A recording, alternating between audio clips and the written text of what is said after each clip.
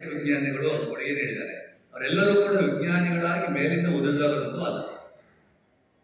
ನಿಮ್ಮ ಹಾಗೆ ವಿದ್ಯಾರ್ಥಿಗಳಾಗಿ ಹೊಸ ಹೊಸ ಆವಿಷ್ಕಾರಗಳನ್ನು ಮಾಡಿ, ಹೊಸ ಸಂಶೋಧನೆಗಳನ್ನು ಮಾಡಿ ಅವರೆಲ್ಲ ವಿಜ್ಞಾನಿಗಳಾಗಿ ಹೆಸರನ್ನ ಗಳಿಸಿದ್ದಾರೆ. ನಮ್ಮ ದೇಶದಲ್ಲಿ ಒಬ್ಬರು ರಾಷ್ಟ್ರಪತಿ ಇದ್ರು, ವಿಜ್ಞಾನಿ, ಹೆಸರು ನೆನಪಿದೆಯಾ? ಅಬ್ದುಲ್ ಕಲಾಂ ಅಲ್ವಾ? ಅವರು ಕೂಡ ಬಡ ಕುಟುಂಬದಲ್ಲಿ ಹುಟ್ಟಿ ಬಹಳ ಕಷ್ಟಪಟ್ಟು ವಿದ್ಯಾಭ್ಯಾಸ ಮಾಡಿ ವಿಜ್ಞಾನಿಯಾಗಿ ರಾಷ್ಟ್ರಪತಿಯಾಗಿ ಸೇವೆ ಸಲ್ಲಿಸುತ್ತಾರೆ. ನಮಗೆಲ್ಲ ಆಸೆ ಏನಪ್ಪ ಅಂದ್ರೆ ಶಿಕ್ಷಕರಿಗೆ ನಮ್ಮ ವಿದ್ಯಾರ್ಥಿಗಳು KPS ಅಂದರೆ LKG ಇಂದ ಹಿಡಿದು ಸೆಕೆಂಡ್ PU ವರೆಗೂ ಒಂದೇ ಸಂಸ್ಥೆ, ಇಲ್ಲಿಯ ವಿದ್ಯಾರ್ಥಿಗಳು ಗಮನ ಕೊಡಿ, ಖಂಡಿತ ನಿಮ್ಮ ಬೌದ್ಧಿಕ ಮಟ್ಟ ಬೆಳೆಯುತ್ತೆ ಅಂತ ಹೇಳ್ತಾ, ಆಮೇಲೆ ನೀವು ಏನು ಮಾಡೋದು ಮಾಡಿಟ್ಟಿದ್ದೀರಲ್ಲ, ಈಗೆಲ್ಲ ನಮ್ಮ ಪ್ರೈಮರಿ ಮಕ್ಕಳು ಬರ್ತಾರೆ, 6-7 ತರಗತಿ ಮಕ್ಕಳೆಲ್ಲ ವೀಕ್ಷಣೆ ಬರ್ತಾರೆ. ಅದು ಏನು ಮಾಡಿದ್ದೀರಿ, ಅದು ಉಪಯೋಗ ಏನು, ಅದ್ರ ಬಗ್ಗೆ ಒಂದಿಷ್ಟು ಮಾಹಿತಿಯನ್ನು ಕೊಡ್ತಾ ಹೋಗ್ಬೇಕು.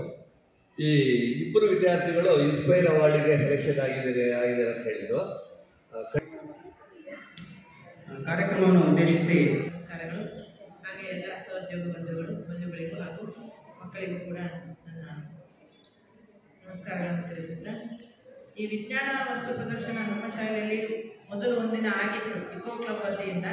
ಅವತ್ತು ಒಂದಷ್ಟು 35 ಜಿಲ್ಲೆಗಳಿಂದ, ಶೈಕ್ಷಣಿಕ ಜಿಲ್ಲೆಗಳಿಂದ, ಪ್ರತಿ ಜಿಲ್ಲೆಯಿಂದ 10 ತಾಲೂಕು, ಪ್ರತಿ ತಾಲೂಕಿನಿಂದ 10 ಶಾಲೆಗಳನ್ನು ಸೆಲೆಕ್ಟ್ ಮಾಡಿದ್ದಾರೆ ಈ ಯೋಜನೆಗೆ. ಪ್ರತಿ ಜಿಲ್ಲೆಯಿಂದ ಯಾವ ಆಧಾರದ ಮೇಲೆ ಸೆಲೆಕ್ಟ್ ಮಾಡಿದ್ದು ಅಂತ ಹೇಳಿದರೆ ಸ್ಟ್ರೆಂತ್. ಆ ಸ್ಟ್ರೆಂತ್ ಇದು ನೋಡಿದಾಗ ಚಿಕ್ಕಮಗಳೂರು ಜಿಲ್ಲೆಯಲ್ಲಿ ನಮ್ಮ ಶಾಲೆ 6ನೇ ಸ್ಥಾನದಲ್ಲಿದೆ, ನಮ್ಮ ಹೈಸ್ಕೂಲ್. ಹಾಗಾಗಿ ಈ ಒಂದು ಯೋಜನೆ ನಮ್ಮ ಶಾಲೆಯಲ್ಲಿ ನಾವು ಈ ವಿಜ್ಞಾನ ವಸ್ತು ಪ್ರದರ್ಶನವನ್ನು ನಡೆಸಬೇಕು ಅಂತ ನಮಗೊಂದು ಈಗ ಸಡನ್ ಆಗಿ ಒಂದು ತಿಂಗಳ ಹಿಂದೆ ನಮಗೆ ಈ ಆರ್ಡರ್ ಬಂದಿದೆ. ಹಾಗಾಗಿ ಈ ಯೋಜನೆಯಲ್ಲಿ ನಾವೀಗ ಸಡನ್ ಆಗಿ ಒಂದು ವಿಜ್ಞಾನ ವಸ್ತು ಪ್ರದರ್ಶನವನ್ನು ನಡೆಸಬೇಕಾಯಿತು. ನಾವು ಹೇಳಿದಂಥ ಈ ಕ್ರಿಯೆಗೆ ಮಕ್ಕಳು ಉತ್ತಮವಾದ ಪ್ರೋತ್ಸಾಹವನ್ನು ನೀಡಿದ್ದಾರೆ ನಮಗೆ, ಆದರೂ ಇನ್ನೂ ಸ್ವಲ್ಪ ಹೆಚ್ಚಿಗೆ ಬೇಕಿತ್ತು.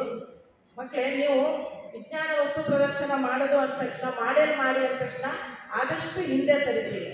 ನೀವು ಮಾಡಬೇಕಾ ಏನು ಅಂತೇಳಿ ಹೇಳಿ ನಾವು ನಿಮಗೆ ಮಾಡಬೇಕಾಗತ್ತೆ.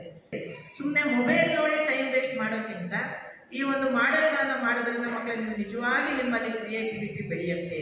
ಹಾಗಾಗಿ ನಿಮಗೆ ವಿಜ್ಞಾನ ಮಾಡೆಲ್ ಮಾಡಿ